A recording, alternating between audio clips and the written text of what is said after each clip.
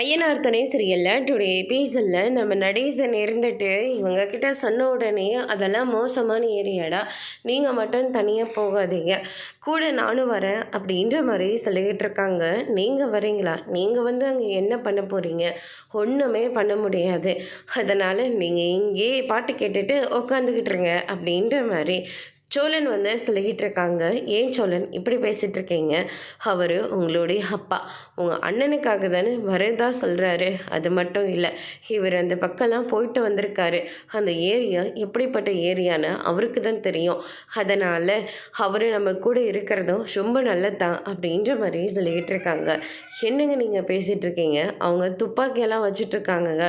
அதனால் இவர் வந்தால் எப்படிங்க நம்ம ஈடுக்கு இவரால் ஓட முடியுமா? முடியாதில்ல.